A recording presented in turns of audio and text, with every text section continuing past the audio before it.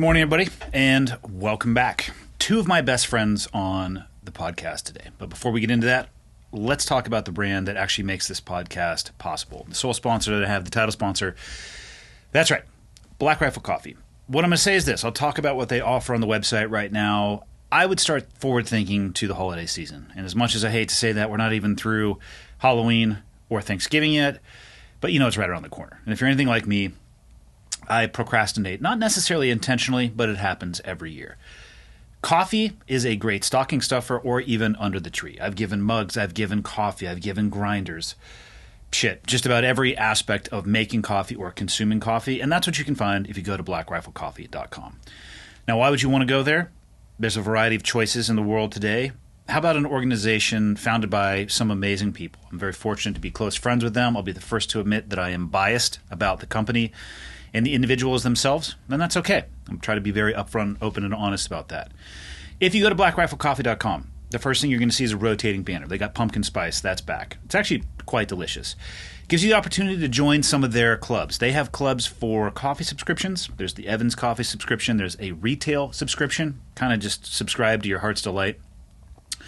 They actually have a quiz that's going to help you find what type of coffee that you like. A lot of people, actually to include myself, my vocabulary on coffee and tastes and flavors and all of those things, I struggle a little bit, especially describing it. So this quiz can help match you with coffee that suits your needs.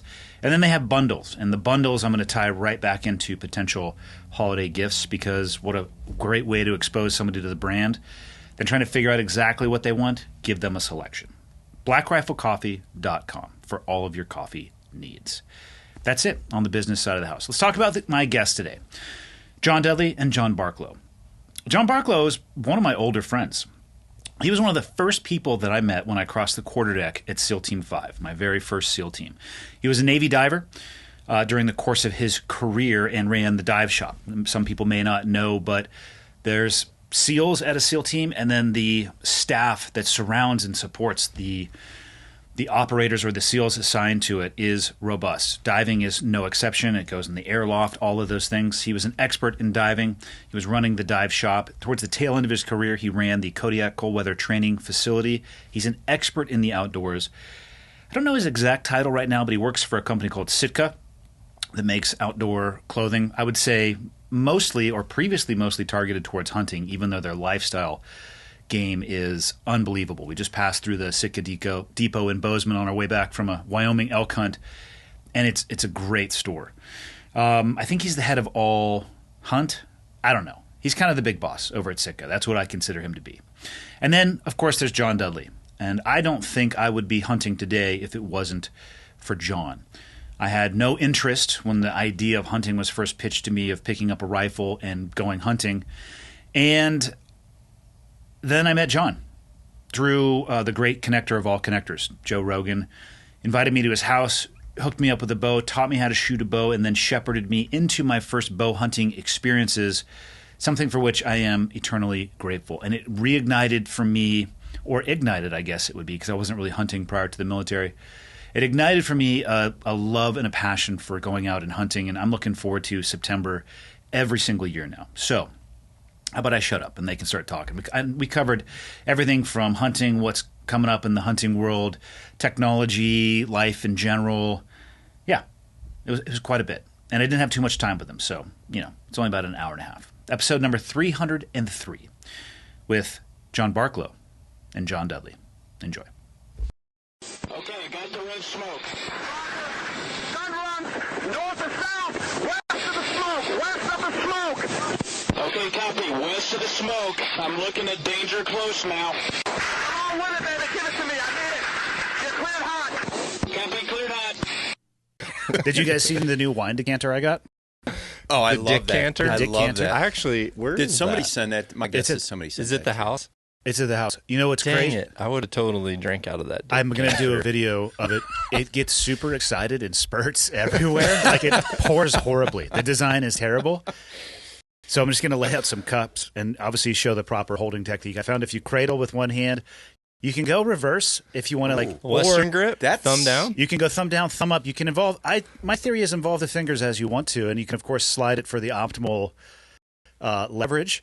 But once it's like a yard of beer. Once the air bubble cracks, Oh, it's I call it excitable. yeah, it's coming out. Yeah. What is that? Hold on, I was trying to actually promote your podcast for you. I don't want you to do that. Nobody's going to want to hear this. Yeah, right. It's weird. I feel like this is the first time any of us have podcasted sober. That's likely, actually. Yeah, that's probably very true. Yeah. Actually, Barklow and I have to be on the side of the table together just to balance this thing, since the two of us have lost like triple digits, right? We're down over 100. 45 pounds. You're 45? Yeah. So I'm 55 right there. Yeah, there's 100, dude. 100. Triple digits. You're like, Am I supposed to be impressed with that? Yeah. You guys look like walking fucking skeletons. It's like an uncircumcised dick that's lost some weight. It's just like sloughing everywhere. like a cold water schlong. Yeah. How far are you guys going to go with that? I'm really digging where this podcast is going. Yeah, you don't look Can't wait to healthy. see We're what actually on track. Yeah. No, I've stabilized. Like I have too. I haven't lost anymore. Like I've hit where I'm. Yeah, because I'm you'll at. die. I won't die. Yes, you will. I You'll feel definitely really good. I feel really good. Like we were just talking about that. How do you rate it? Yeah, I mean, exceptional, but not just physically, which is, maybe an obvious one, but mentally, like just mind firing on all cylinders. Yeah. Is it's his really audio good. low in your ears?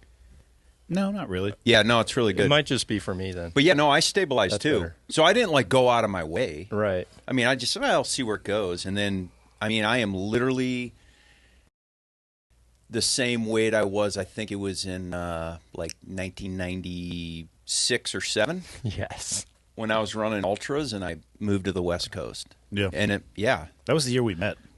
it was. Oh my but I gosh. had to do it. I He was had one to of do the it first for people some I health met when I reasons. checked into a SEAL team. Yeah, you and Georgie. Yeah. Oh, and George too at the same time? Well, That's hilarious. Maybe George Carr. George Carr.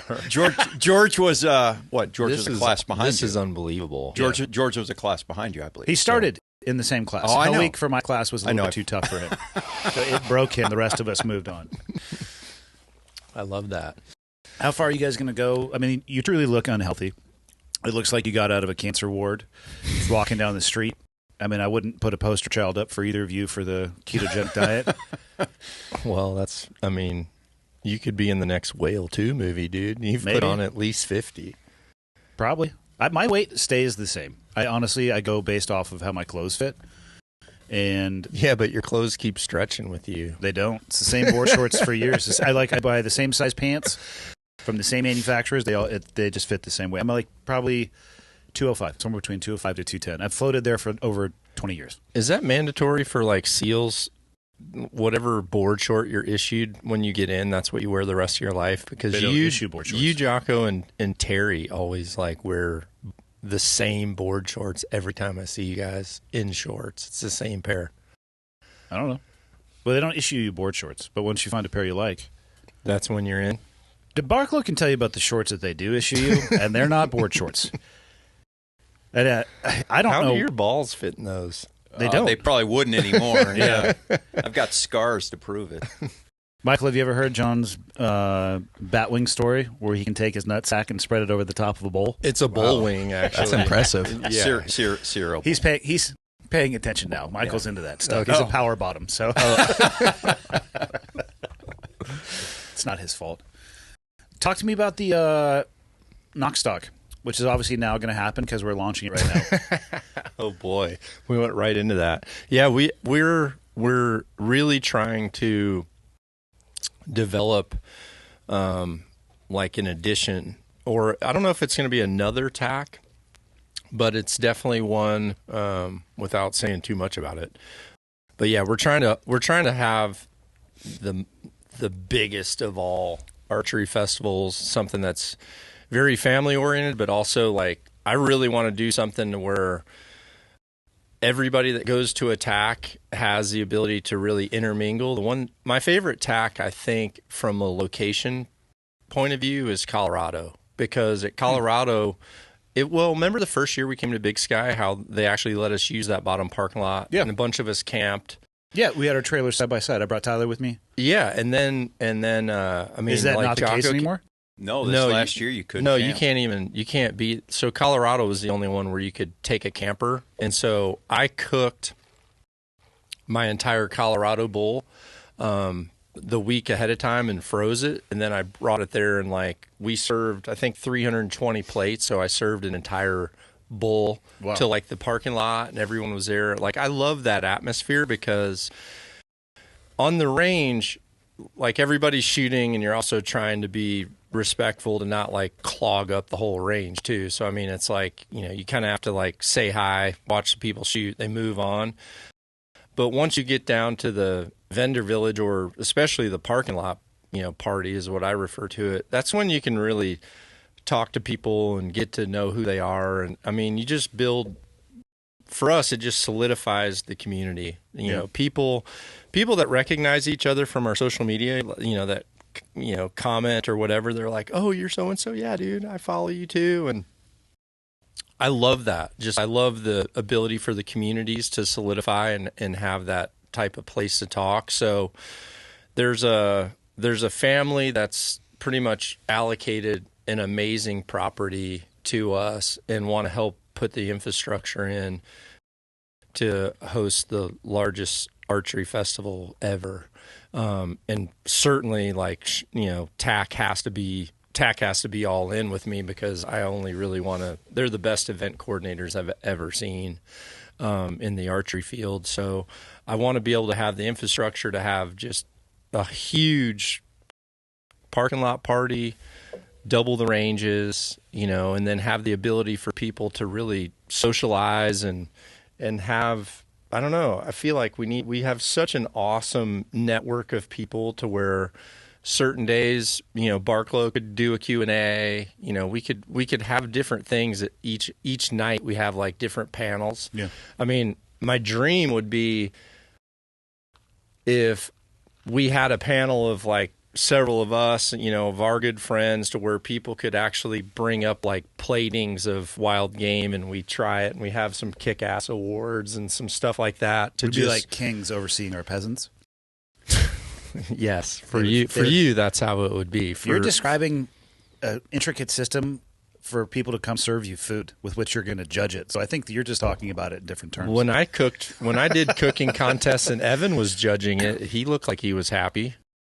I was kind of wanting to be the person eating rather than the person trying to serve. Yeah. But I think that would be such a cool place. Like, you know, imagine being able to bring in Traeger and have Chad Ward up there, you know, do something for 20 minutes, and, you know, have someone like Chad Ward or Meat Church or, you know, Dennis Prescott or Hunter Chef, like any of those guys, to be able to like help people do that better. It just would solidify the purpose of the hunting community, I think. And not to mention, it would be just awesome to be able to have some of these open discussions about, like, you know, right now I'm kind of opening people's minds, I think, about how they look at arrows, and just saying, you know, there's no single street to, like, you know, you don't have to only have this type of projectile. Like, there's options, there's pros and cons. And I feel like when you show people all the options, then they can choose, then they really know what's best for them. Yeah. And I think if we can do that same thing to where on some of these courses, you know, maybe we have some of them where they're very long, and then some of them where they're, you know, more like hunting specific. I think there's a ton of things that you could do. One of the things I've really wanted to do was to have a last man standing at attacks. Or not, I shouldn't say last man, because there's some badass chicks out there shooting. But imagine if you, like, kind of paid to go in, you got one arrow. Like, you literally went to the course with one arrow. You went up the lift with one arrow. And if you're, you know, your penalty once you lose that arrow, you're walking off the mountain and that's it. But imagine, like, someone shooting the whole Sitka course, whoever's left standing with that one arrow, then they go to the knock-on course, and they, you know, and they have that one arrow. I thought it'd just be awesome to see who could, you know, take one arrow and survive the longest. Do people get dogmatic about their arrows? I love, like, when you say you're trying to expose people to a broader horizon.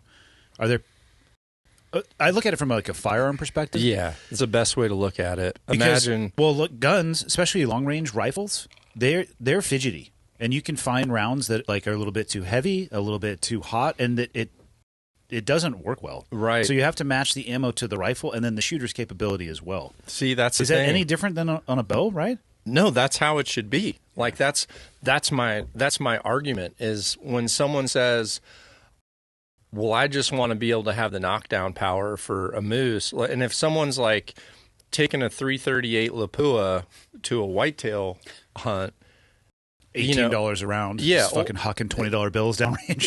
you know what I mean? It's like there's all those calibers and all the loads for those calibers. It doesn't necessarily mean that it's going to group the best. It's like, can you put this weight tip in a, like bullet in a case? Yeah. And can you load it hot or, whatever? You can do it all that way, but what you want is something that freaking puts holes in the same spot. You have to have that, especially at long range. There's rounds that you can absolutely destroy the best marksman in the world. They cannot group it. Right. Or it'll open up to be like a sub half minute of angle shooter. It's like the rifle might be capable of that. The number of human beings capable of that is low. But then you turn around or a rifle into like a 5 minute of angle rifle, and that's at 1,000 yards. That's 50 inches. Yep. I mean, good luck with that. Then you throw a can on that thing. That impacts it a little bit too. You have to find the right suppressor with the right bullet. I've watched people sight stuff in without suppressors on, and then they go hunting and they just start screwing one on. I'm like, I want to test that. Yeah. If it's a 100-yard shot, it's not going to matter. But if you got to go from like across a valley, that shit matters. Well, that's really what's happening with archery. Is archery used to be a sub 50-yard game, and honestly, 50 was a long shot for a lot of people.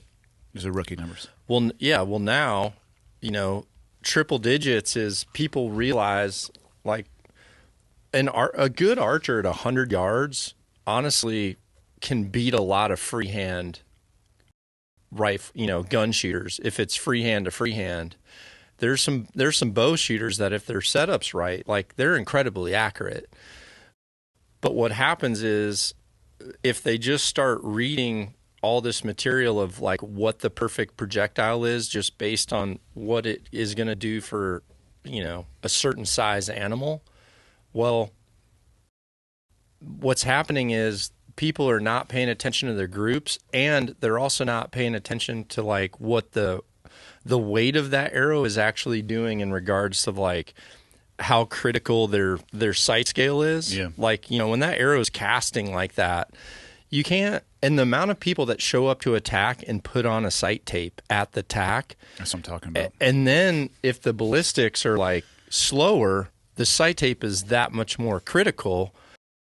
So it's almost like you're setting yourself up to have something that is going to kill something that's bigger than you're ever going to hunt, but it's diminishing the part of your game that is probably most relative. So it's almost like over preparing and under like educating at the same time.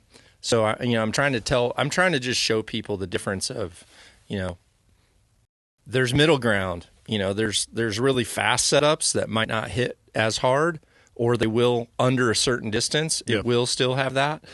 But then there's a middle ground of, okay, you've got a middle weight. You also still have very good speeds that help you not have to be so precise in your range estimation. Because the biggest problem I think in archery, I went back and looked at like footage of animals that I've missed opportunities at or completely missed, and even animals that I wounded. And the amount of times that two things were apparent: one, deflection, which is totally relative to cast of the arrow, and like whether or not you can like see a very clear target through vegetation. So cast of the arrow is definitely one of the reasons. If I had a glance or something, or like just never even got to the target. But then it's distance. Like with archery, you have to know the distance. you have to know the distance. So if you have a projectile that makes you knowing the distance that much more critical, then you're kind of putting yourself in a position to where your gear has to be perfect. Yep. And the reality is most people haven't polished their technique to the point where they even are going to know that. So that's why I'm telling people, I'm like, listen, you would be so much better off trusting your archery shop to tell you what projectile you need and letting them set up your bow and tune that properly, and just go get reps. Like, be a shooter for years, you know. Don't and have you seen that, like on the firearm side of the house, where if someone doesn't know anything about firearms but all they do is go to the range and focus on the technique, they end up becoming the best shooters, and they have no idea about like calipers or different options or this or that, because all they're focusing on is fundamentals. Then you can put any tool in their hand and they're better than most people with it, even if the setup is like, you know, as good as you can get. It seems like it's a little bit the opposite. Like almost every rifle that you see out there is rated by its accuracy, sub-MOA, sub-minute of angle. So they lead with that. Yeah. Which maybe the rifle is capable of that, but it's not talking about matching the ammunition or the shooting or altitude or angles or all the stuff that you have to understand to actually hit shit beyond a few hundred yards. But what I'm hearing from both you guys is decades of experience in your respective fields, right? Completely agnostic of any brand or particular technology right now. And I think that's what's actually missing is a lot of, you know, we'll just say younger influencers who are just trying to sell a product or sell a technology that don't have the foundation to sit there and say, hey, I've got decades of experience shooting archery, or I've got decades of experience shooting long-range rifles, right? And it's like, that's what's missing. I just group it under mentorship right now, but like that's what's missing. So it's like you've got the best gear, but you don't have the foundation of knowledge to actually, not you, but you just a general consumer to like back that up, right? So that in the moment you have that to draw from to understand cast of the arrow, or understand, you know, how to shoot It's the same thing. Art, this cast or particular art. Exactly. Like when you were talking about the different speeds, I mean, you're literally it's all the same. You could talk about like the big thing. It seemed recently was like the 6.5 Creedmoor. Yep. Yeah. And it's like it's faster, but what does it hit with? And you know, and you could have that argument with 308 or 300 Win Mag, which is the answer to everything. Just yeah, but but here's the thing: the 300 Win Mag, in my opinion, I'm not a rifle connoisseur, but I just feel like that thing is not overkill, but it's also not. Depends on what you're shooting it at. It's like not, I shot a turkey with one time. It was overkill. I'm just saying. For an elk, though, like when you hear that thing smack, yeah, it'll take a few steps, and then it's like, I like grapefruit. Yeah, but the reason you can make that comment about the 300 Win Mag is because you've shot tens of thousands for a long rounds, time, right? But so many other calibers to sit there and go, yeah, after all this vast experience I have, that's where I think the sweet spot is. Same to you, right? With arrows. Because you've got thousands and tens of thousands of, you know, maybe even hundreds of thousands, right? Yep. To say, yeah, this is the experience I have. This is where I think is a really good place to at least start your journey. And so much of that information right now is not based on that foundation of knowledge. You know what I feel like I need to do? Maybe this is a place to do it. It's almost like I need to welcome. If there's like archers with a lot of experience, because what's hard for me is I'm at the higher end of draw length and poundage, right? Now my wife and son were, you know, well, Harry's grown up now, but Sharon's at the bottom end of that, you know, like 26 inches, 40 pounds. What's your draw length? 31 if I'm shooting target. I shoot 30 and a half if I'm hunting and have bulkier clothes. What's mine? You're 30 and a half. Fuck. No, you're 30, right at 30. So what would be like the middle ground, like a 28? 29 is average. I'm 29 basically right. I'm basically the average. 28 and 3/4, Yeah, 29, yeah. 70 pounds. Like I'm kind of that. Yeah, that's average. That's average. But what needs to happen, at least in my field, is And a perfect example of this, I've been talking with a guy that I used to work with. His wife is kind of a shorter draw length too. So the amount of testing he's done for her to be able to shoot, honestly, almost every single game animal. And that's his argument is he's like, why are we telling women they have to have this heavy of an arrow? Because you're talking about 1 foot-pound of difference when it actually is getting to the target. And so he's like looking at what the advantages of the speed is for a short draw, low-pounded shooter who is limited on the range they should be effectively shooting at an animal with anyway.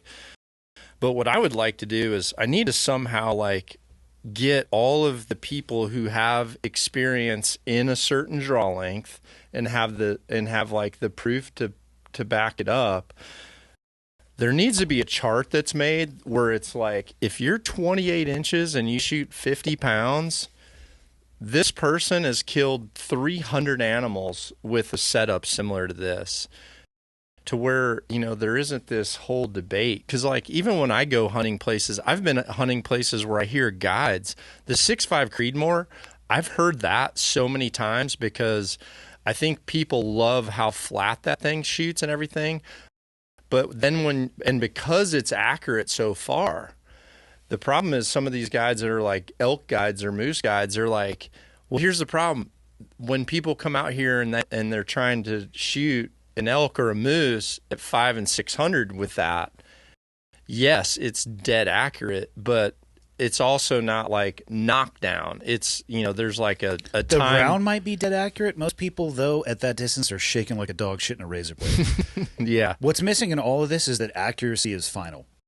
Like, yeah. I don't give a shit That's the truth, dude. I don't care how good your setup is. If you can't put a round on a target, and don't get me wrong, this is a connoisseur who likes to wound things and then chase them down into their bedroom with a quiver of arrows. But I told Andy, I said, dude, I need to do a bow build where it has 2 quivers on both sides. It's like reverse mags taped together on both sides. My theory is if you lose one, you lose them all. There was a time in Canada, it was when we had the fucking great sickness. I was literally laying on the ground dying, and this elk walks out, and I shot at it and hit him, and had to follow him into his bedroom and came out with no more arrows.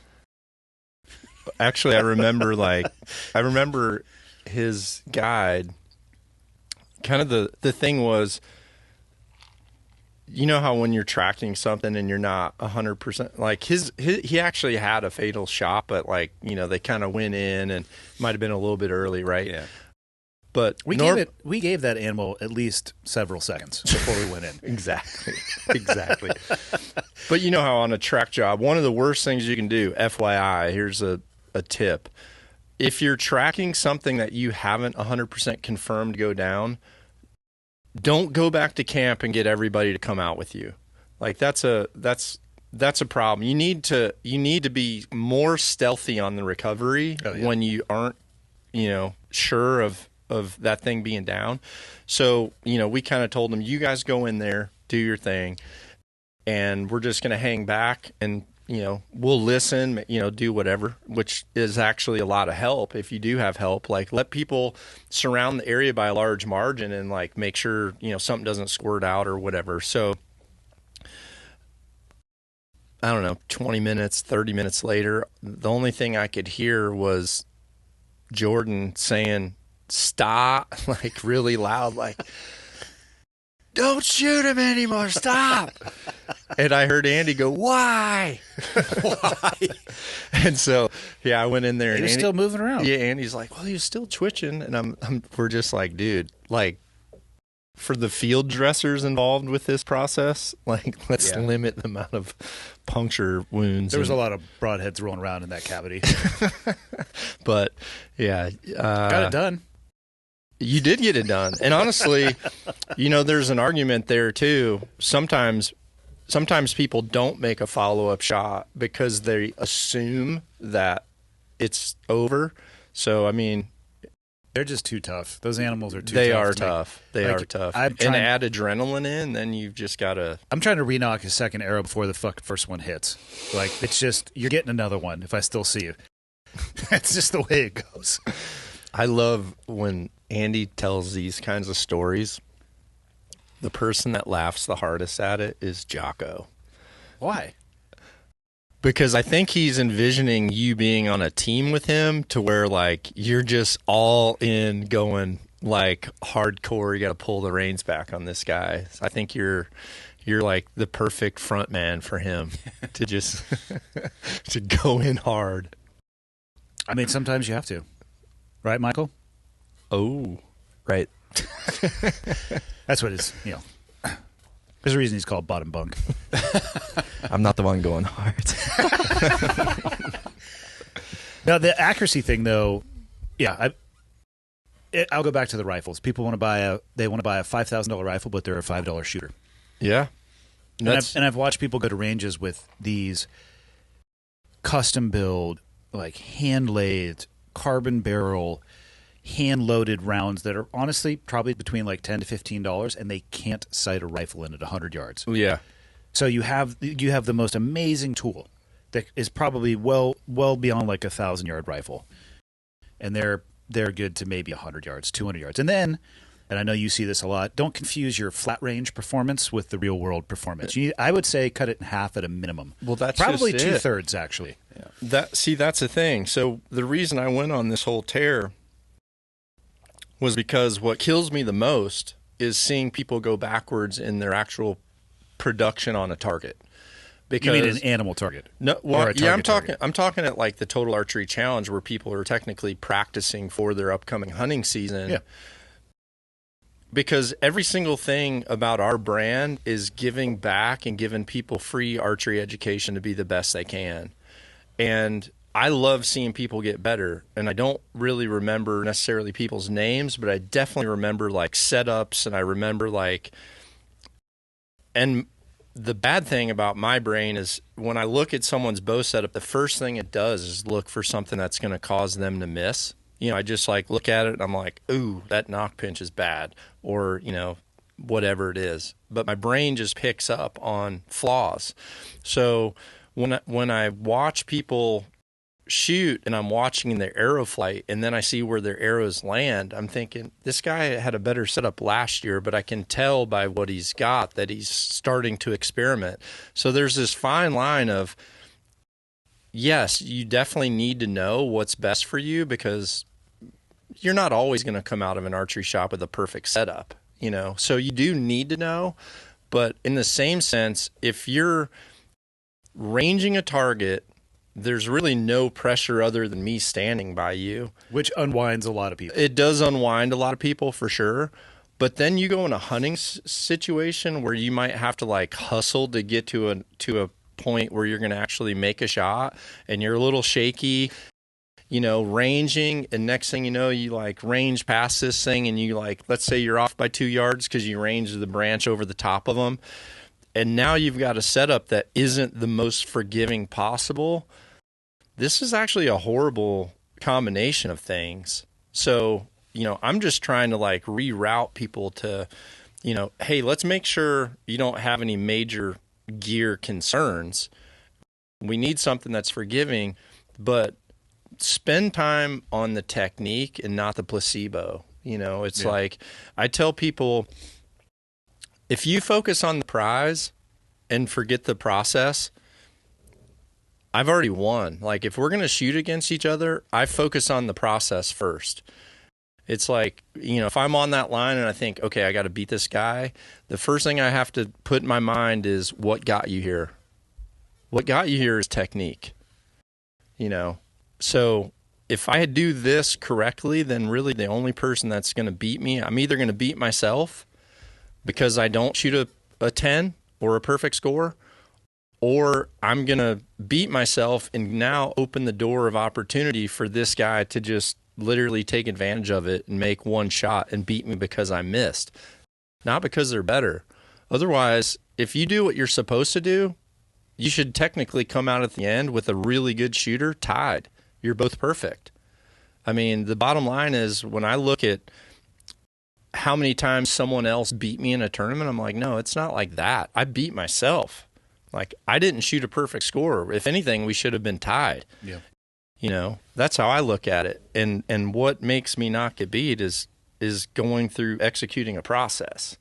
which I think ties into a lot of what you're doing with like knowledge for storms is like, listen, the only thing that's going to beat you up out here is you making a poor decision. Yeah. So, well, you know Nelson. Yeah. He does search and rescue. He works, I think he's an EMT. He's a sheriff. He's done a bunch of search and rescue. He's one of the guys who'll get hoisted down out of the helicopter. Like when people are firing off their SOS button on their inReaches. Mm-hmm. Like he rescued a kid not too long ago. I'm going to get the details of this a little bit fucked up. The guy wanted to go for like a little bit of a hike. Snow on the ground. Clothing selection. He went running shoes, shorts, t-shirt.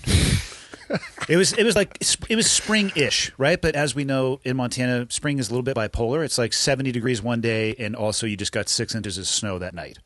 So he is in his mind, he was following footprints into the snow because people had hiked there before. He wanted to go farther than anybody had gone before him. Yep. So he goes, slides.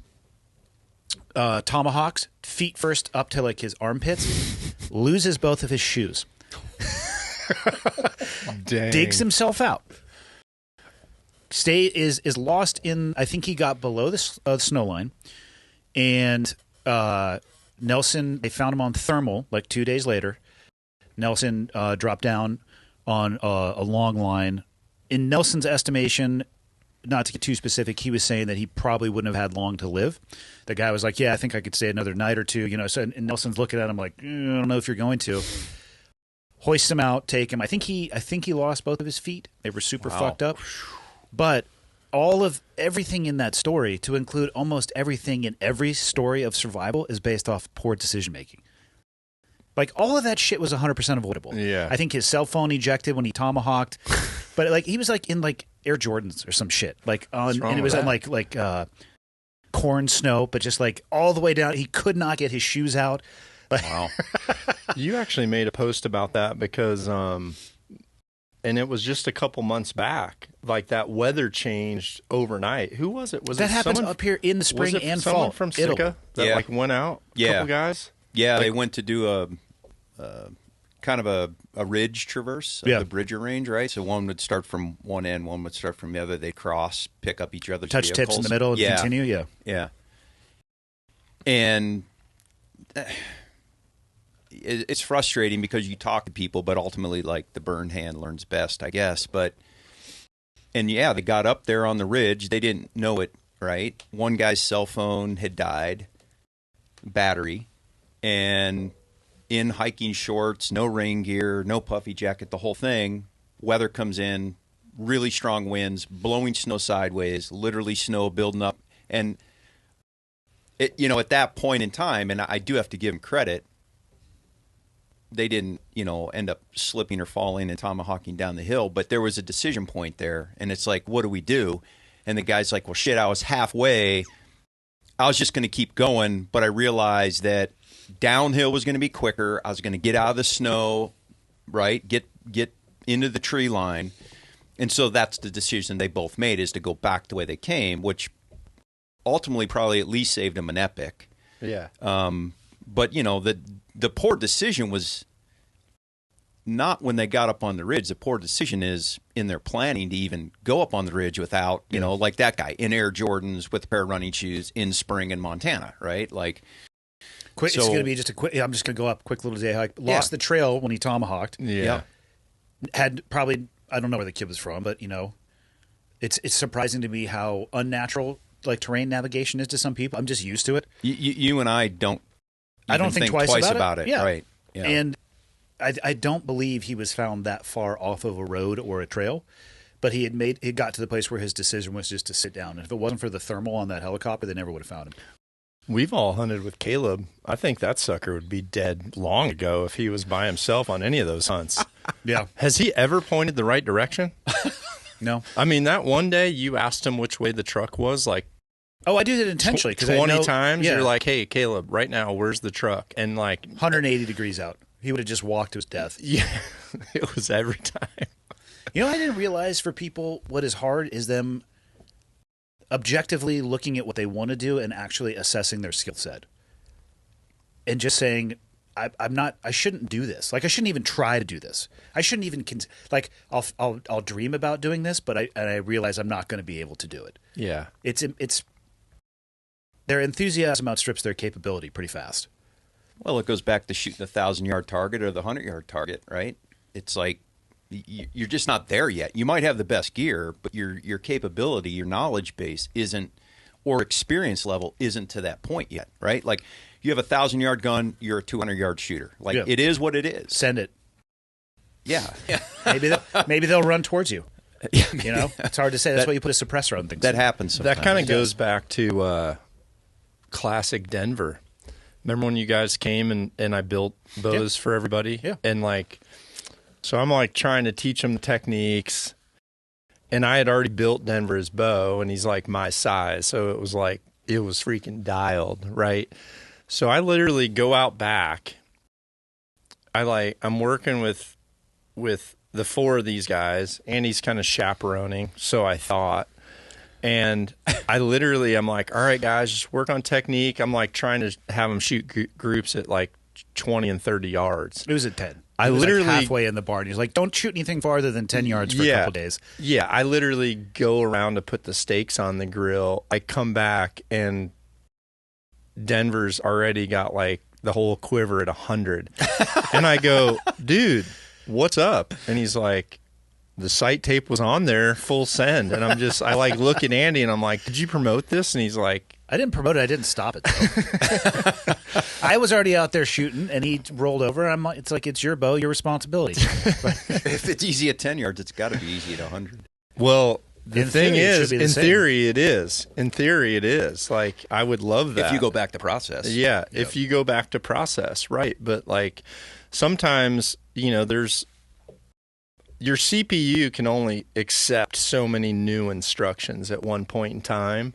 And before you like go too far, you have to make sure that the first parts of those motors, the fine motor skills, they have to be part of the subconscious like nature. They have to be pre-programmed to where those are on autopilot. I tell people to cognitively think about those steps, but not because they're having to remember, just because I'm trying to occupy the conscious thought to that process so that they're not like being distracted outside of that. But until you're to that point where you're actually able to process the basic fundamentals on a subconscious motor skill level, then you probably need to still be polishing, probably not polishing. You probably need to be like trying to grind the blade of your skill set to where you actually have an edge.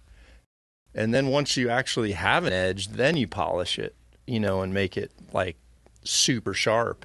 But I think everybody's just wanting to jump to the end of that, and that is the hard part about social media, because both you and I are both in education, platforms. That's our passion and what we're good at.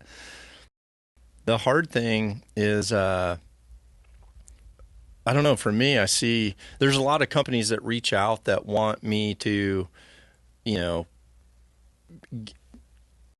promote a certain product for a certain percentage and everything. And I just tell them no. I'm just like, I'm not doing that. Like, my education has to just be based off what I like, it can't be off a promo code or something like that. And a lot of the younger crowd, I think that's part of their revenue stream to like chase this passion of theirs, which is they love archery. Like, I give them credit. They love archery, and they're trying to make a life out of it. So there's like there's a seesaw. And I think back when you and I first got into the industry, it's almost like there were the people that were sponsored almost like earned those stripes more, to where once you were like quote unquote a pro staff, it was like you definitely had some knowledge base. You were a writer, you were a photographer, you had won titles, like that sort of thing. It was like how you became pro staff. Now I feel like ambassador is kind of like become, if you have a certain number of followers, now you're a pro staff or an ambassador, and there's no like regulation, right? So I think that's where the separation happens. And from a consumer point of view, it's got to be super confusing because you're just trying to take everybody's word for it, and you see something that's been viewed a lot, but you don't really know whether or not they paid to boost that, or whether they, whether they're. Well, I've had companies that reach out and they're like, okay, if you do a content piece on this product, we will pay you to boost it. So they're like, you're going to get more views and everything, and we will provide you with the money to boost it. And I'm like, that's a horrible model for us. For me, that's a horrible model. I'd rather buy it from you, give my honest opinion about it, good or bad, and then let people get out there and try it for themselves. It's kind of tough. I mean, it's kind of a weird place right now and some of the people that are really good about communicating education, or some people that are actually good coaches, they don't have the digital presence to actually put it out there. So I don't know. It's a little bit of a broken system, but I think it's too based on metrics, in my opinion. All they want to see is the number of impressions, which I don't think gives you the best answer as to. I mean, when you're talking about like archery stuff, you could think about it for stuff you see for like dietary perspective online. That's a huge one. Or beverages, like fill in the blank. Like just because it's viewed a lot doesn't necessarily mean that I think it's the most effective. People just forget, or they don't have the patience. You can't short circuit experience. Yeah, you just can't.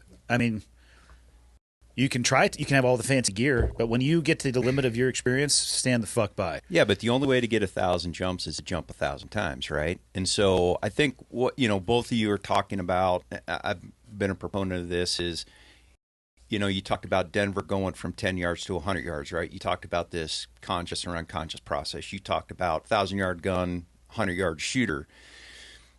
It goes back to the basics, and the way you get that is with that experience, right? And I think people would be surprised. You promote it with School of Knock, right? In the military, even at the higher levels, like guys still dry fire, guys still shoot on static ranges. Ungodly amount. Far more than, quite frankly, I think that any of us have promoted. Mm-hmm. You and I just said terrain association is like a given. Like, where north is.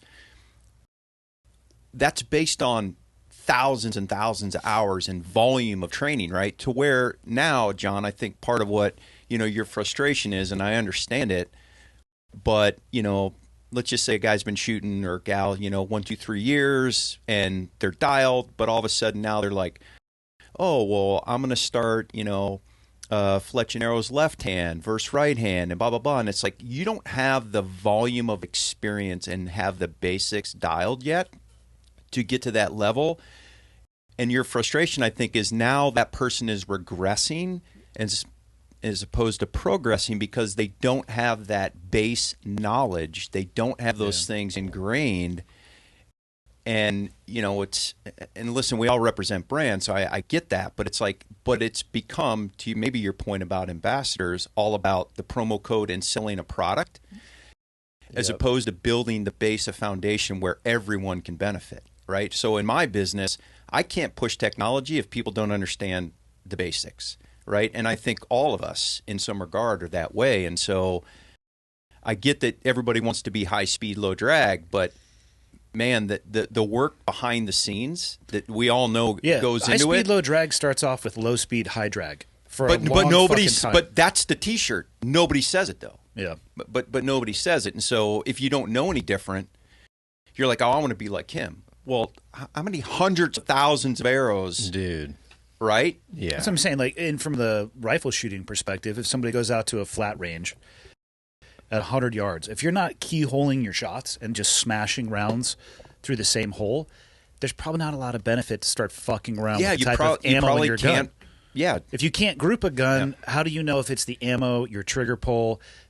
Do you have your optics set up correctly? Like, there's so many things that you cannot mess with the stereo equalizer until you have a foundation of knowledge and experience to know what a lever does. It's kind of like how many like Remington Core Lock bullets have like been like all you need, right? Like, you know, there's so many people that just have this like basic load that out of a gun that you get off the shelf, it's capable of more than you. Yep. You know, most people, it totally is. And that's kind of what's happening right now with archery too. You know, it's when I look at any of the team guys that I've worked with, such amazing students, and the reality is their level actually progresses faster than most, not because they're like super elite athletes, because based on their past, they've learned to listen to experts in that field. They know how to learn. And so when Andy came in, Andy was just like, I know nothing. You tell me everything. And so you can see like he was very, very systematic about doing the same thing. And Jocko 100% the same. Like Jocko still shoots the exact same things I gave him the very first day.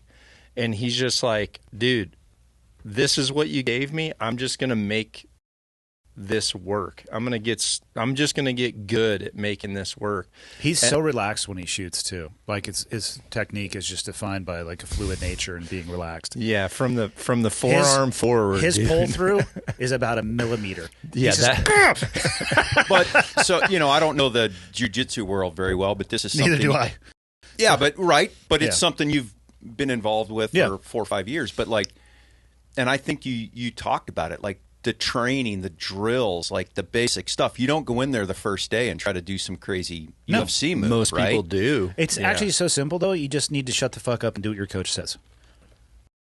I mean, that really is what it comes down to. Like, I don't need to recreate the wheel. People have been doing this forever. It's leverage, it's weight, it's angles, and there are people who are awesome at it. And when they say, "Hey, you should put your foot here," it's like, why don't you just put your foot there? Mm-hmm. You know, and maybe 10 years from now, you could figure out a way that it fits better into your system. Or like Denver's a good example from a body size perspective. Yeah.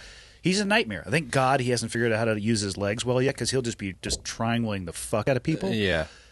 But you have to have experience before you can even recognize that that's an option that you can play with. Right. But all of that is based off of solid fundamentals. You can have the sexiest Instagram move, but if you don't have the fundamentals to Or the coolest gi or whatever, right? Or if you don't have rash the tools to guard, get to the but- place yeah. to actually use those things, what's the point? Yeah, it's a waste of time. Yeah. Yeah. Well, like right now in the UFC world, like Bo Nichols is the talk, right? And but it goes back to his wrestling background. And when you look at like some of the awesome people that come into MMA that are very good quick, like wrestling is such those, because Grappling if is grappling. If you're a good wrestler, you've learned the basics of really, that's the fundamentals. Like those are the fundamentals. If you become a good wrestler, well, now learning all the intricate techniques and so forth, you know, I guess like relating it back to archery, you know, wrestling is literally my 6 steps to shooting. Like that is the nucleus of any type of projectile you choose to shoot, any type of bow, whether it's a high brace height, low brace height, you know, longer axle, shorter axle, high poundage, low poundage, like all that stuff is things that you can learn to maybe tailor better for your repertoire. But if you're not just doing the basics, then regardless of how much you know the upper end level of the stuff, it's like pointless. You know, it really is. The wrestling analogy is interesting because I've seen it now a few times where people with a deep wrestling background, they have a really good, they understand grappling, like, but they hate fighting off their back because that's the end of a wrestling match. Yeah. And so they actually can stunt their growth by sticking with what they're already good at as opposed to exploring what they're not good at. Yeah. And I think that's the same as like long-range archery or rifle shooting. You have more to gain by focusing on what you're not good at than doubling down. Because a lot of wrestlers, like there's a big guy at the gym. You know what I'm talking about, Michael, the guy who's a lineman? Yeah, Mike. Lineman as in like power lineman. He's Yeah. huge. And the second he touches you, you can tell that he used to be a wrestler. He's 200 pounds, white belt, but he'd maul the fuck out of people. Yeah. But if you get him on his back, it's a different story. And the risk is they don't want to be on their back. So you'll smash people, but at a certain experience level for other people, they can tolerate and weather the storm of the offense and put you back on defense. So that person, and every time I roll with them, I'm like, hey, man, I'll play top, you play bottom, because you have nothing to gain by playing your top game. Yeah. So let me work on my top game, you work on your defense, and it's beneficial.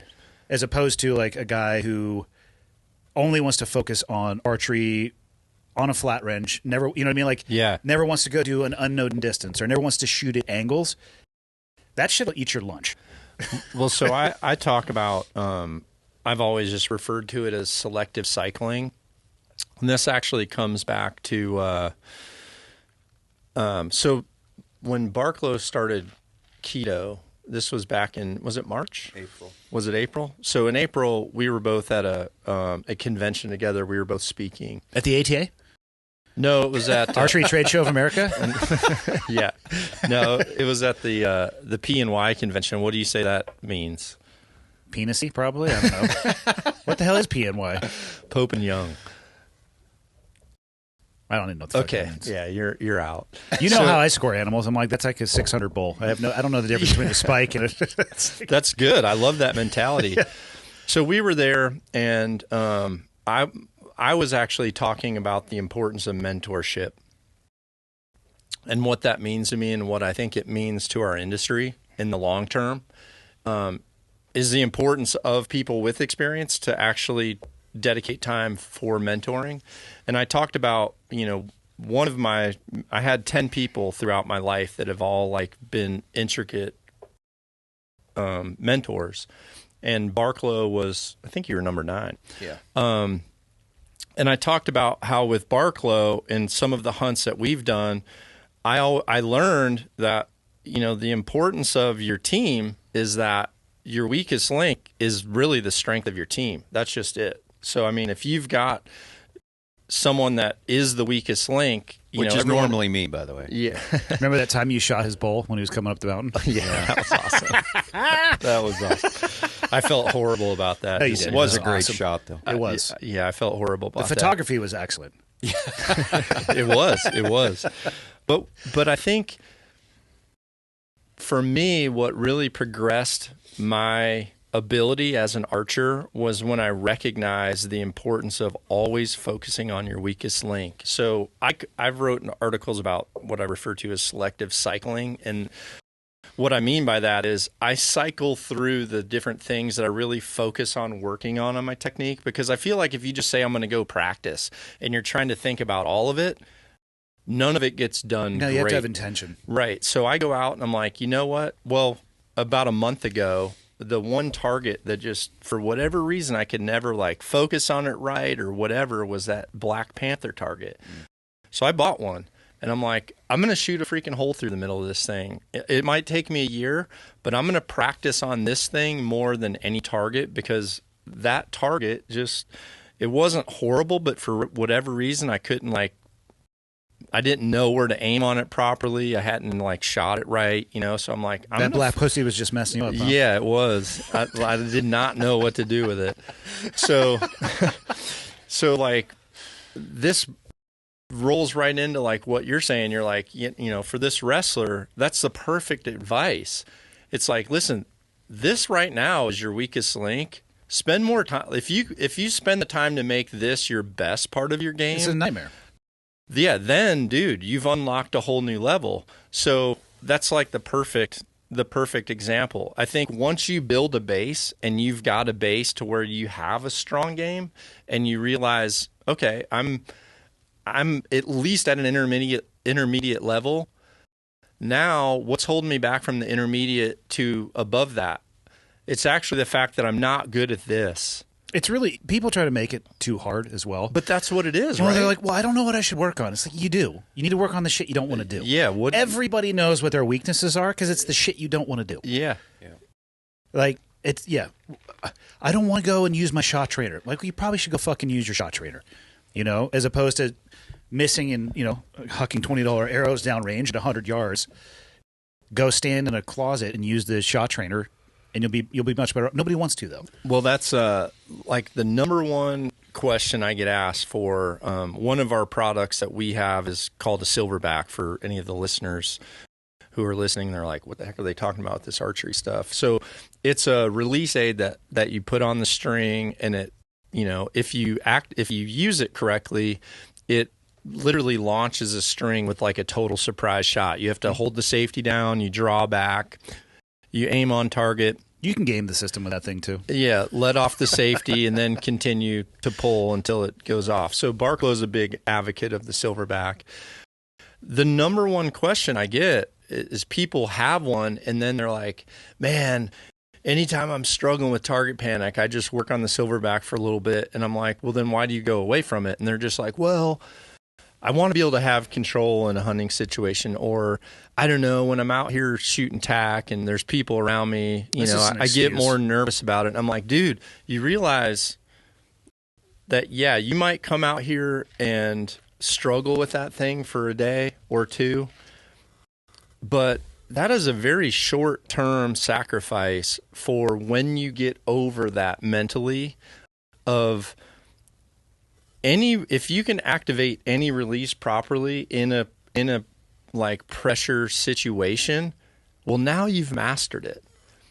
If you're not willing to go through that uncomfort, then all you're really doing is you're having multiple placebos in your, essentially in your your quiver, I guess, of things that you can choose to use.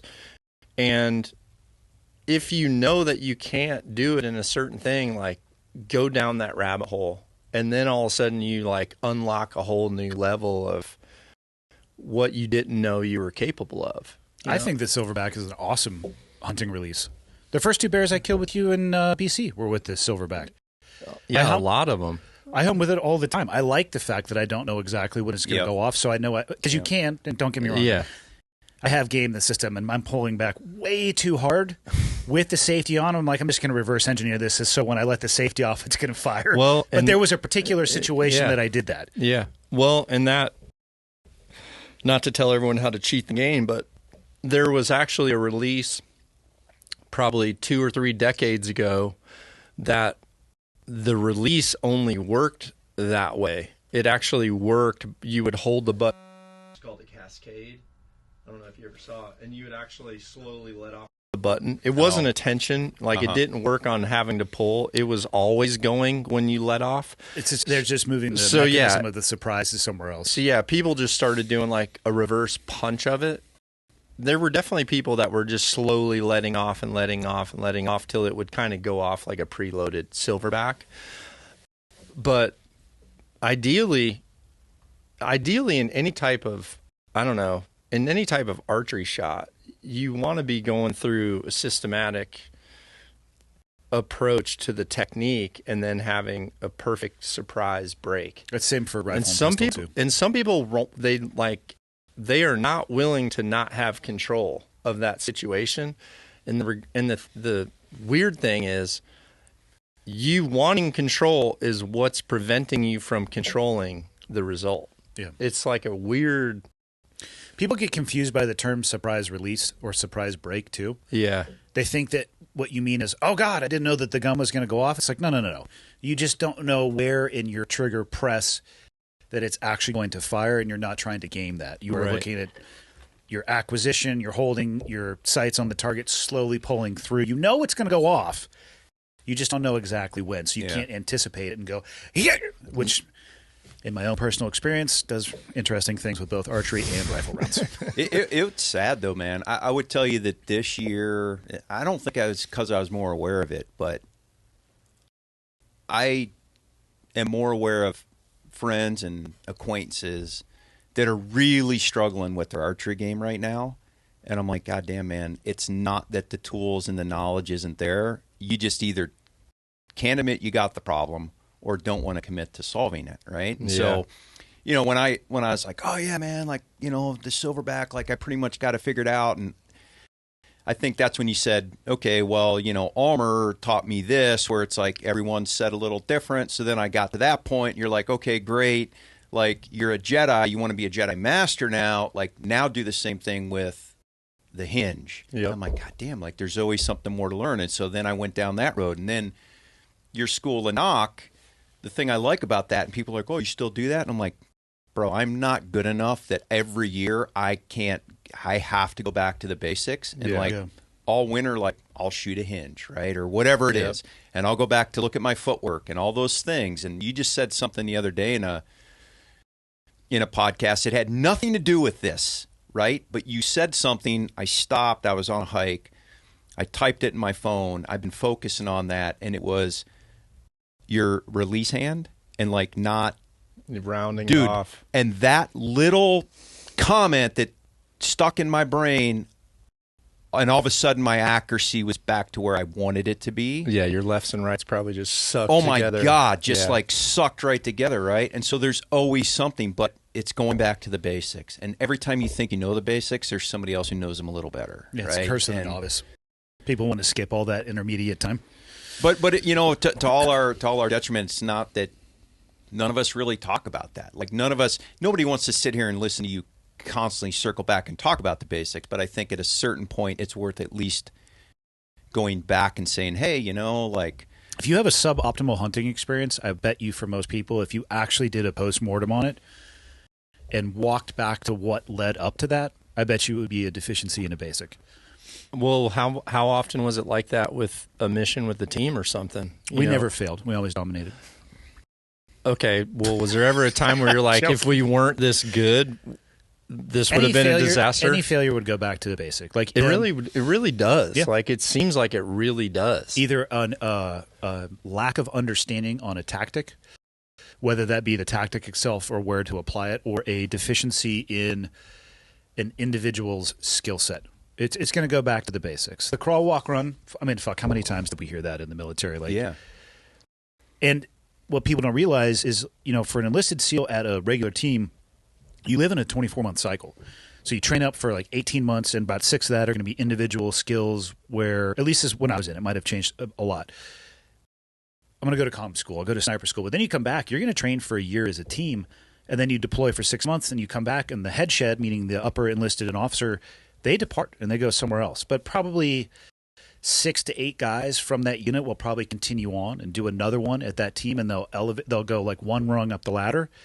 So those guys have worked together a bunch, but then we have all brand new people who are coming in, and you go right back to individual shooting on a range, then as a shooting pair, then as a fire team, over and over and over. So even if you've been in 7 years, you're still going to go back to a basic workup. Even if you've been in for 17 years. That's awesome. Yeah, that's but what makes you so good at it. Think that's about what that, makes you right? good at your job. Tier 1 unit, NFL, Major League Baseball, spring training, all those guys, reviewing film, post-op, debriefs, like standing up and saying, here's what I was in charge of, here's what I did right, here's what I did wrong. Like we don't talk about that enough. You're like, oh, you've been doing this forever, man. Like you're an expert. And you're like, yeah, the reason I'm a pro is because we do these other things. And even so on the East Coast at Dam Neck, right, where the first thing we would do when we would get back off deployment is go back into the kill house. Because you actually get less current overseas. Because when we're home training, that particular kill house, you literally just put your shit on and you walk over there and you just train for hours. And then you go overseas and you're like, oh, I do an op every other day, or it's shorter duration, so you actually get less current when you're on a combat deployment and you come back, and the first thing you do is go back to your core competency and train and train and train and train. And then another selection class is going to come through, so you have people with less experience. So you start training with them. It's just a never-ending refinement process. Such a good process, though, because so what I love about mentoring, like I took several years to mentor several of you guys that I felt like was so important for the hunting community, like several of you guys. Barklow was the same, coming in, and like we like had training wheels on a lot of people. And what I loved about it, as you know, I guess an expert in that field, is my job. I actually learned more by being reminded from people, because sometimes I forget about the smallest things that actually I'm like, hey, dude, it's really important you do this. And they're like, well, why? What does that affect? And I'm like, it's going to take me too long to explain what it's going to actually affect 3 years from now to you, but I just know. But how many times has that happened where when you're working with people that are a clean slate and you watch them make a mistake, you're like, oh, yeah, this is a critical thing. For me, the best content I put out is when I work with people that help me remember something that can help someone else. That happens in jiu-jitsu all the time, where Travis and Michael and I, we share a lot of the same classes. He'll be teaching something, and then we'll do 2-week blocks where, what are we in right now? Head and arm, headlock, escape, something like that? Yes. But whatever the position is, the year is broken up in 2-week blocks, and it'll go from like a top position to a bottom. The number of times where he'll be teaching something, and then it's a small section of a movement, and everybody breaks up, and they're going to go practice it, and then we'll come back in. But he'll stop it early and bring it back in and say, I don't even remember when I learned to do this, but I forgot to tell you guys a very critical thing. Because he was showing a movement by doing something that was completely unconscious to him because of the 20-plus years. But by him not articulating that unconscious thing, it was making what he was trying to show us to do very chunky. Yeah. And so they bring it back in, and he says the same stuff. Like, it reminds him, he's like, I don't even think about doing this anymore. I don't remember where I learned it. But you're not going to be able to do what I was trying to show you to do unless you do this thing that is now unconscious. You think you're starting at step 1, and actually you're starting at step 3 or 4 because step 1, 2, and 3 are so subconscious to you. And so then that reminds you, you're like, oh, you know what? Actually, this reminded me we need to talk about this first, which leads into these other things. Yeah. And so, it is a good learning. I mean, I think a good teacher is learning as much from his students or remembering and making them a better instructor. It's a very dynamic pair that when you have the right teacher and the right students, because like a student has to be coachable, and a student also has to not be trying to get the cart ahead of the horse. You know, I know we're like whipping a dead horse right now by talking about this, but I think anyone listening to this podcast can apply these basic, whether you just freaking got your first job, okay, and you're working for someone this week and it's your first week, learn the business, listen, learn, find out what your daily duties are, get them done right, and guess what? If you're doing that perfect, there's probably a good chance that's going to be identified and you're going to be promoted. Like, most employers are looking for someone to step up and literally just execute their job, literally their job description. Like, if someone's just executing that job description all the time perfectly, you're like, man, this guy is perfect, or gal. Let's move them up a rank.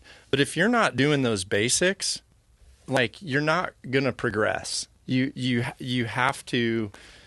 really have to do that. And with students, not trying to go too far ahead sometimes before you've actually mastered a certain thing. So there's a friend of ours we all know, and I was coaching him for a while, and it was like constant placebos and, you know, gadgets and have you seen this? Have you seen that? Have you seen this? You know, I'm trying this now. And I finally just told him, I'm like, I actually sent him my personal release, or one I had, and I said, dude, I'm going to give you this, and when you do not change a single thing for 10,000 arrows, I will coach you again. But I am not going to keep telling you the same things that you're trying to advance past. Yeah, it's exhausting. And so I'm just like, and he's just like, wait, what? And I'm like, I'm not, like, if you send me a question about this, or you send me a video and say, let me know what you think, I'm not going to reply.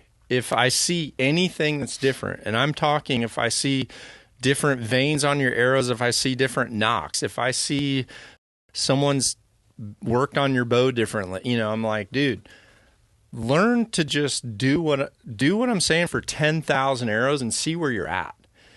And then, honestly, after about 5,000, they were like, holy cow, my shooting's so good. And I'm like, okay, well, now shoot good for another 9 months, dude. Mm-hmm.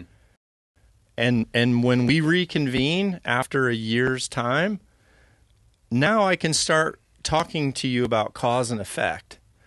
Now I can start if you want to ask me what I think of this release, I can now say, shoot it for 4 days and let me know what happens with your groups. So then if they tell me, well, this is what's happening with my groups, I'll be like, okay, well, here's what's happening.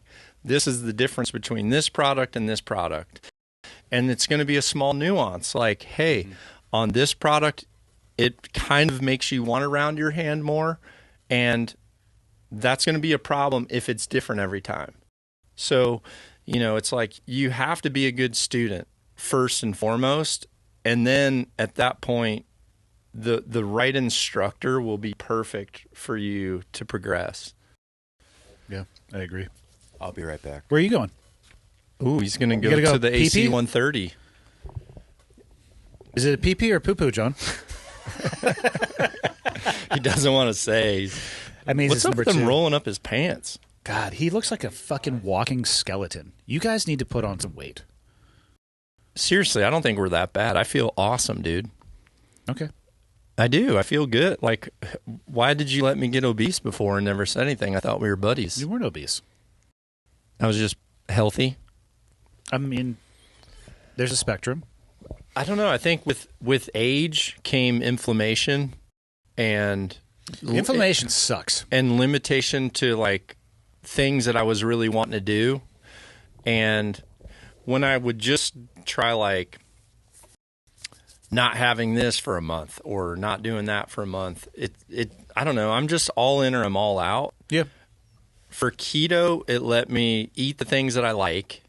And yeah, there's discipline on eating things that were like treats. But it was an easy workaround. And the reality is I realized like I was carrying a lot more weight than maybe what I needed. I feel so much better right now. I played with it a little bit. It doesn't work well for me with jiu-jitsu. See, Brogan said the same thing, but then Joe called me probably 3 weeks ago and he told me that he did it. I think he's kind of modified between keto and the carnivore. And he told me he's like after Is carnivore, that's the only meat, right? yeah, but some of them are adding berries now. So I think he's doing the carnivore with some berries and then some vegetables that he likes. But he told me he's like, dude, I always struggled with like having gas in the tank, for like long-term cardio type stuff. But he called me. He's like, I've been on it. I thought he said 3 months. And he's like, I've literally just all of a sudden a switch flipped. And he's like, and now I feel like my body's actually fully functioning off what I'm putting in. And he's like, dude, he's like that like lack of energy that I was experiencing after, because he's been doing stuff like he'll do like carnivore for a month, or keto for a month, or like sober October. For me, when I did those, I never really recognized the benefits. Like I hadn't eliminated things it long wasn't enough. long enough. Yeah, It wasn't. So with keto, for me, I started February 2 years ago, or almost 2 years ago, a year and a half ago, and yeah, certainly by the summer, there were some times, 4 months later, I was a little bit like, I had this voice in my head that's like, should you go have some carbs to like get some easy energy type thing? Well, what type of activity were you doing? Jiu-jitsu I found is a mix between aerobic and anaerobic, and it flops back and forth. Aerobically, doing a keto-based diet, I have no issue. But anaerobic, like high output, I find that it doesn't serve me particularly well. But also, I might have been structuring it a little bit off. But I've struggled with it. I've tried it. I've tried intermittent fasting. God, at some point in that 2 hours that we go train, you just start feeling like a total retard. Well, so for me, what happened was once I came around to hunting season, and I started August 25th last year, and I remember between August 25th and September 25th, I had done several hunts, and I think at that point I'd shot like 4 elk, a couple muleys, and a moose. Mm-hmm.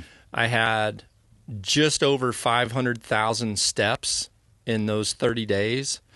And, I was probably averaging, on some days there were days, I mean, you know what it's like. Yeah. Some days we've done 18, 19 miles in a day. Yeah. And dude, what happened was, like, I think that push, I got to the point where I was like totally fine on like jerky, Baby Bell cheese, and nuts, and like hydration. And Aerobically, that works. I just don't know if that works at the higher end of the anaerobic cycle. Yeah, I mean, I guess I'm not in that. I'm not rolling, so yeah, that's a fair comment. But for people who aren't doing 2-hour rolls, I think there's definitely benefits to it. Because I mean, like Barklow's the same way. He told me, he's like, dude, I just love how I feel. Yeah. Jules is on it too, and I told him, I said, well, you're really going to recognize the cool factor of it once he starts doing the type of hunting he does. Yeah. Because I'm like, dude, you're doing these awesome videos on giving people all the tools for literally surviving anywhere you want in the world. But imagine like being able to like pack food to where you can fully self-sustain out there based on things that you can put in a backpack too. So I mean, I think there's going to be benefits of it that you're going to see this fall. We're talking about your new diet. He thinks we're gone. Yeah, no, it's interesting because I mean, my system's been dialed, nutrition, everything for like 20 years. It's all different, so it's kind of interesting to go and like kind of take some of my own advice, train with my food plan, see what works. But dude, my energy is like better than it's ever been. Do you ever go anaerobic though, or are you staying mostly aerobic in your output? Are you talking in the field or in the gym? In general. I was telling Dudley while you were off relieving yourself. Yeah, a lot of that. For me, and Michael, I don't know if you've ever fucked around with ketogenic. I crash in the jiu-jitsu environment because it's a mix. You're like aerobic. You go, we'll get back to aerobic a little bit on the off times, or there are easier rounds with people who are smaller. You're rolling with somebody who can go slower. But there's often times where you're spiked anaerobically, and the fueling when I messed around with the ketogenic diet, it failed me in those points. Yeah. Did you do it during the CrossFit era? I played around with a lot of different diets. Like it was much more like a weighed and measured. Like the Zone diet is a very traditional CrossFit diet, or the Paleo diet, which is wide open though, as long as it's like a natural food source. So right. you can eat a fucking bushel of apples. Not that anybody would never advocate that, but technically that would fall inside of Paleo. So it's not ketogenic by any stretch. You're not. I don't know of any high-level CrossFit athletes that are on a ketogenic diet. They are working out like 5 to 7 times a day. They have to have more carbohydrates. Yeah. And they are redlining in the anaerobic levels. So Peter Attia told me that there was actually some French cyclists who... That's all I need to know about the story. Next. Yeah, I'm out. No, he was telling me there were some French cyclists that were keto, and once they got beyond a certain point, their output was actually higher than they had ever like experienced ever, because their body, it was in it long enough to where the body almost flipped another switch to where it was like burning the fuel even more efficiently than what you first happens. I think on the keto. you can. I believe, and I'm definitely not a doctor, but from my understanding, you can start pushing your threshold of the fuel source that your body is going to use, and so you can push like your aerobic threshold. Like for a French cyclist, who hopefully they have a seat on top of the peg. I'd be surprised if they do, but my understanding is they just straight prison safe that thing. There's an efficiency involved in that as well too. Yeah. So they can become super efficient in that, and they can train their body. They can keep it at that aerobic threshold. Their aerobic threshold, most people would be anaerobic at that point because it's what they do. Jiu-jitsu is kind of the same way. Well, that's where I was kind of trying to get there, is when you were doing that, obviously now you've trained, what have you trained, 5 years, 6? Just over 5 years. Okay, so... You don't get to set the pace sometimes, though, because you have to respond based off the pace that somebody presents to you, and technique will get you so far. But when you have technique up against somebody who is heavier than you, stronger than you, younger than you, and they're bringing the pace, like, you got to match it. So do you think over, like, how long do you think it really took you to get in what you would say is, like, ideal jiu-jitsu shape? I don't even know if I'm still there, to be honest. You develop efficiencies in certain things, but again, like sometimes just the pace that you're going. Yeah. So I just didn't know if when you tried that, if you were kind of It was earlier on for having sure. to operate at a pace that was like over sustainability, so to speak. So yeah, it would be like, if I tried keto and then if I'm keto now and then go into starting to roll all the time. Yeah, I'd be curious to know what that would be like. But maybe since I've been in so long, maybe I would, be okay and like literally develop Probably not, rolling lungs. because you would be exposed. It's like a different modality. That's what was Yeah. challenging about CrossFit, right? It's like you'll do an endurance event and then you're going to go do something crazy anaerobic with a barbell.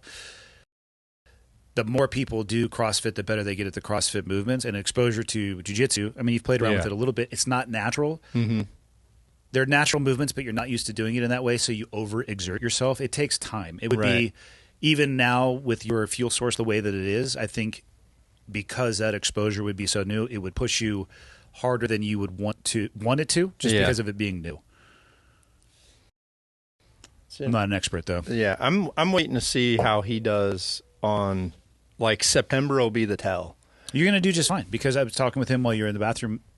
You can pick how fast you want to walk most of the time. You can set the pace that you want, unless you are like trying to intersect an animal or get somewhere where you need to go quickly.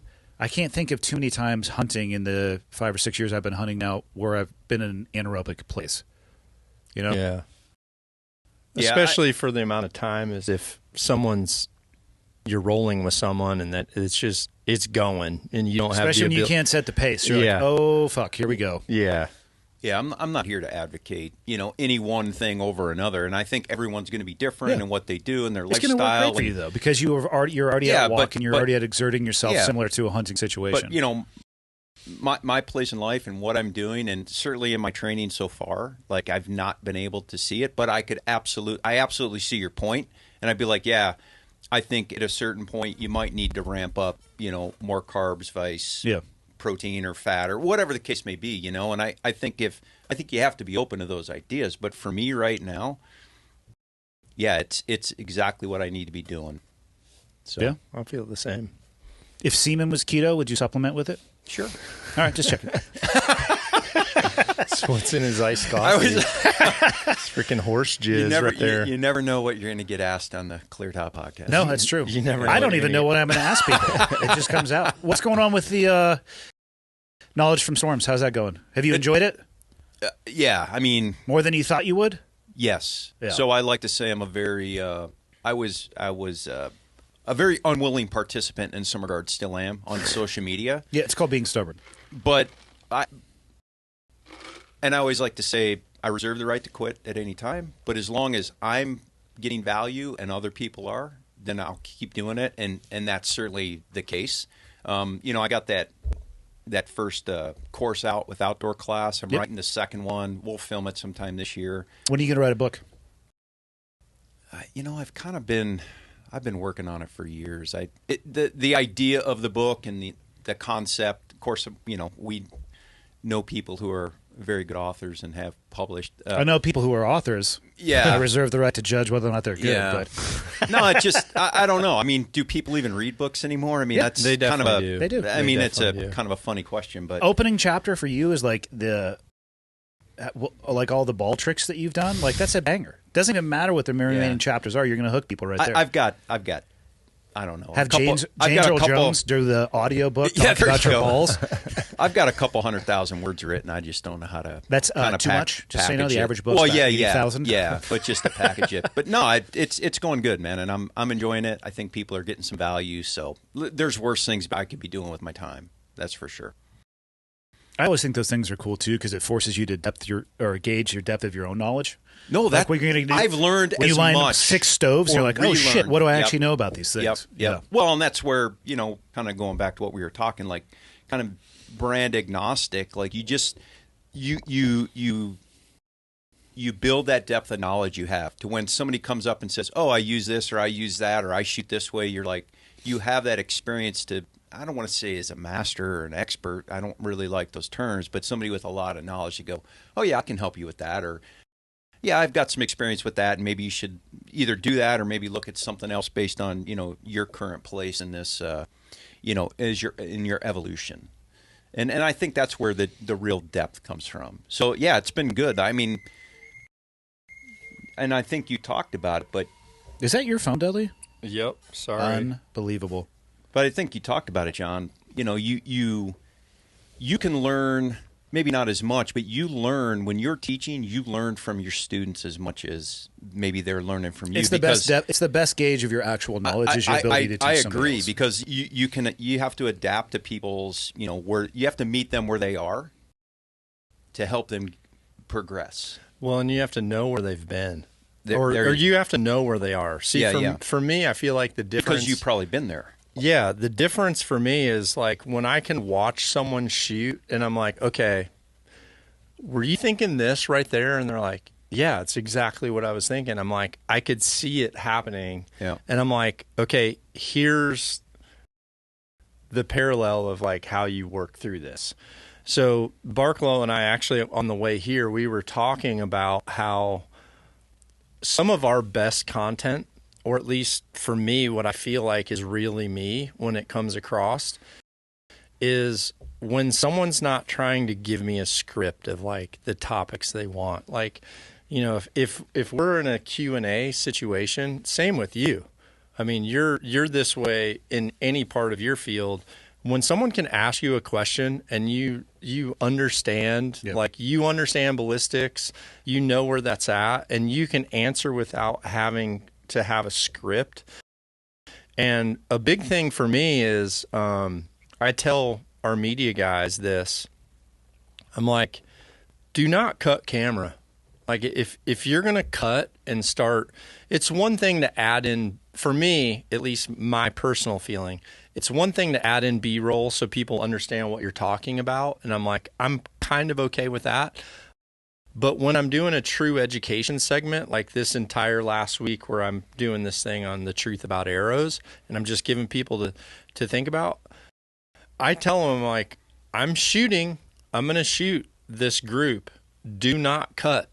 Do not cut. Do not turn the camera away. Do not give anyone the ability to think that this has been like a produced or edited thing, because I'm like, people need to see the fact that I'm actually shooting these groups down here, and I'm going to walk down there and I'm going to tell you what's happening. And so, and when people like walk up at the TAC and ask me a question like, hey, can you help me with this? I'm like, okay, roll camera. I want to be able for people to understand if you really know your subject matter, you shouldn't need a script. You should be able to genuinely deliver the help. And like with Barklow in his field, 100%. Like, don't give the guy a script and tell him to go up and like do this presentation. The best thing you could do is give a mic to people in the audience, and now you 100% start to recognize true expertise in a field. And that's where that person really, really shines too. And I think that's why, at some of these places, the faces that you see necessarily or the faces that you see on a social media platform, I think when people get impromptu engagement, the end consumer has like kind of a different experience than what they're thinking, because they don't realize how much is actually going into this produced content that they're seeing, even though it's fun to watch and it's cool. If you really want help from an instructor, that instructor's ability to instantly recognize that. And I mean, I know that you've done that, you taught me to shoot some long range stuff one time. And it's just like instantly you're like noticing something, you're noticing how my foot lays, which is very similar to if I was watching an archer, I'd be like, hey, dude, this sounds dumb, but the direction of that toe right there is actually affecting the position of your shoulders, which then affects your shoulders now. It totally affects your ability to pull through. Like that's related to the leverage of the back arm, and it comes from like the direction your toes pointing. So like I love when the right instructor can recognize that stuff impromptu and be able to really deliver and help. It's really what separates the cream from the crop, I think. Agreed. What are you most fired up about in the Sitka world? What new products do you have coming out that you shouldn't talk about, but you're going to? Dick Cantor and Subalpine. True. That's just going to be a wrap, though. Just a wrap. I'll just get some tape and do that. Yeah, well, we just launched that new Intercept pant, Yep. which I'm really stoked about. You know, I've been able to wear that. Honestly, man, fall 24 is already done. Yeah. Like, done. You Like, guys are probably 24 to 48 months ahead, I would imagine. 28. yeah, fall 25 is we're halfway done, and I've got protos and product briefs written of fall 26. It's really crazy. Like, I would tell you that. So we just sent people to Asia for the first time in 3 years. I would tell you that Asia is just still now coming out of COVID. You know, with the restrictions and these, you know, a lot of the countries are communist and you know, factories couldn't afford to be shut down if, you know, 10% of their workforce was sick. They had to shut the whole factory down. So we're still having to work so far ahead. But, you know, a lot of that's kind of slowly coming back to normal, but we'll never be back to the old normal, right? This is the new normal. So Is there any type of product that you're super fired up about? Is there innovation in the world you work at incremental, or do occasionally you guys come up across something that's a massive jump? You know, I'm going to tell you at this point, it's incremental, and not to.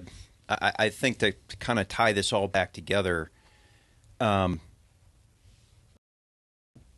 You know, you bring a technology, there's a cost associated with that. You're trying to sell a value proposition, right? But if the consumer, I'm just going to be, you know, like if the consumer doesn't know how to put on the pair of pants, then don't sell them the newest technology in pants, because they don't even know how to put them on yet, right? And so what I think we have done as a kind of an industry is, you know, we've promoted all this technology, and there's, you know, cost associated with that, and things are not inexpensive, and we talk about systems, but the reality is that the average consumer still doesn't understand how this whole thing even works to sit there and buy into a value proposition of a whole system, right? Or a $500 jacket. And so to me, to kind of go back to selfishly what I've been doing in my personal time is trying to educate the entire industry as to where we even are, right? So that whatever they use, wherever they use it, however they use it, like they're getting the most bang for their buck, right? They're getting the most ROI. So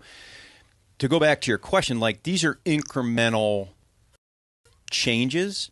And I you know, one of my goals is to build the $1,000 jacket that's worth $1,000, but not just worth $1,000, but the consumer understands the value of that $1,000, right? And so, you know, maybe we're not quite there yet. At the end of the day, nobody, especially you and I, like nobody likes to be cold or wet, right? Accurate. And so when you make people warm and dry, and you do that in, you know, something that's not super bulky and that's kind of intuitive to use, like to kind of to your point, like when it's these difficult things are messaged in very digestible ways and people get it and they truly see the value in their life, like that's when you win. And so to take these incremental changes, you know, package them and make them in really cool looking things, but truly provide the value back to the consumer is really, I mean, it's a huge challenge. I mean, I've skimmed all the cream. Like there's very little cream left to skim. Like now we're really working to say, okay, where does it go now? And where I'm saying is until the consumer kind of comes up to the level of the industry is almost stagnant. Because nothing I can do is going to your point, you know, you build the 1,500-yard rifle and you have a bunch of 100-yard shooters. So at some point they're going to be like, hey, man, $10,000 for the rifle ain't worth it because I can't shoot really past 100 yards. It's like, okay, well, now I have to make you a better shooter. So do you understand the value and are willing to spend $10,000 on that rifle? And even if you're not going to shoot 15, maybe you shoot 750. Yeah. All of a sudden that makes it worth it to them, right? Well, the thing is, if they go buy a $1,000 jacket, but they put a cotton T-shirt on, it's worthless. This is literally like you're literally going back to the basis of, do you understand why every single layer is built in a system? Because Barklow is literally saying, okay, first and foremost, moisture has to come off your body. Then at that point, once that's happening, the technicality of the fabric is now totally going to shine. So if you have this $1,000 jacket that's just the most unbelievable, lightest weight, warmest freaking thing you could, pack in your pocket, and then you go out with a Hanes t-shirt on and walk and get sweaty and then throw this jacket on, well, the cotton's not going to dry itself, right? Yeah. So then it comes back to like you said, they have to have the basic understanding of how these technical fabrics are designed to work. Yep. I mean, the common theme of the whole conversation, right? Like mastering the basics, mastering the basics, and then you can truly begin to build upon that and kind of move forward. But how many masters of fill in whatever the blank between the three of us? How many masters do you know that have actually moved beyond focusing on the basics?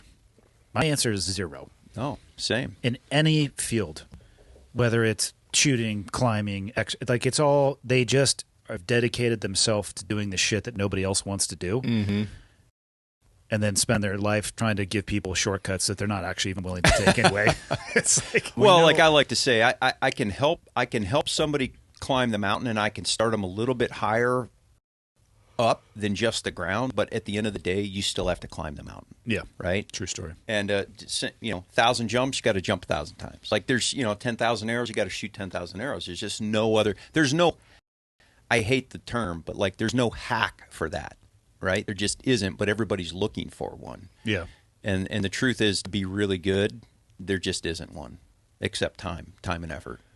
There's a new variation to the whitetail side of things I'm really pumped about. Whitetail clothing? When's that launch? Is it in a month? Well, I think so. I got all. What are we talking about?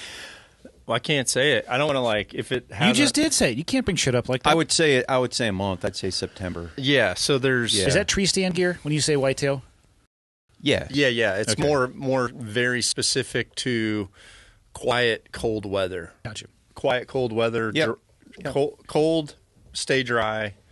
But yeah, there's a variation of something John did that I love that will be available on the whitetail side of things. Yeah, I would say in a month.